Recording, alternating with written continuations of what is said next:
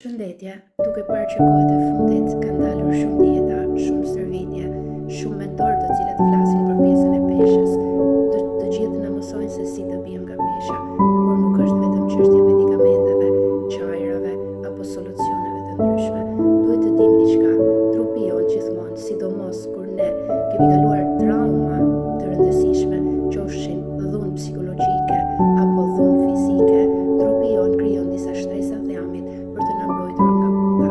Dhe sot duhet të ndalen çdo smundje lidhet me një emocion të veçantë dhe gjithçka që i ndodh trupit ton i ndodh për një arsye të veçantë.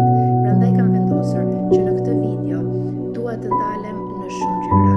Për shembull, pse trupi jon krijon dhjam dhe kush janë pikat kryesore që ndalojnë rënien nga pesha. Nga pikpamja e psikoshëndetit dhe spiritualitetit, ekziston një teori e cila thotë që trupi jon nuk shton peshë vetëm për shkak të kalorive, por ka rezistencë si një mekanizëm mbrojtës psikologjik. Peshë quhet dhjami mbrojtës ose mburoja emocionale.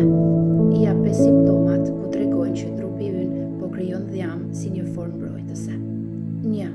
Nëse ndihesh i pasigurt në ambientin ku ndodhesh, si për shembull në punë, në familje, në shoqëri, trupi ynë instinktivisht krijon disa shtresa dhjami si mburoj. Pra, është e njëjta gjë si kur të vendosim një mur mbrojtës dhe ne të ndihemi më të sigurt në veten tonë, dhe kjo na tregon që trupi ynë ka rezistencë. 2.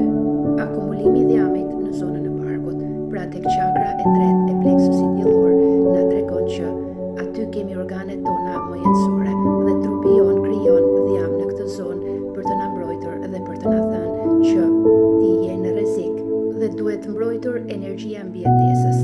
Duke patur dhjam në zonën e barkut, në mënyrë automatike aktivizohet kortizoli i lartë, pra hormoni i stresit, dhe kjo pjesë na merr të gjithë fuqinë tonë personale. 3. Nevoja për të qenë i padukshëm ose i rëndë. Për disa, shtimi në peshë është një mburoj subkonsciente për të ndjerë më pak tërheqës nga nevoja seksuale ose romantike. Për disa të tjerë, ekziston një teori që thotë disa kanë nevojë që të ndjehen më autoritar.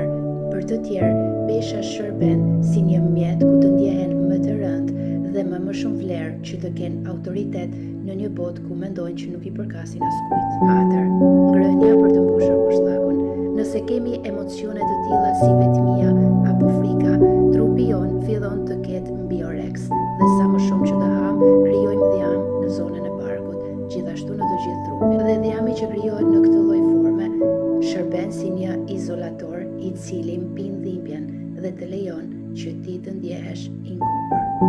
Pra trupi jon nuk lejon veten e tij që të bie nga pesha.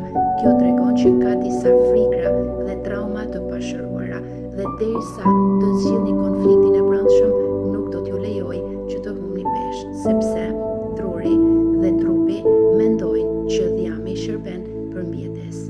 Mesazh spiritual. Trupi yt të dashuron dhe po përpiqet të bëjë më të mirën për ty duke të mbrojtur në këtë lloj mënyre.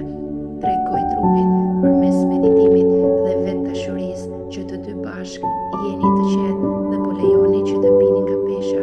Nuk është e nevojshme më që kjo peshë të jetë mburoj për ty,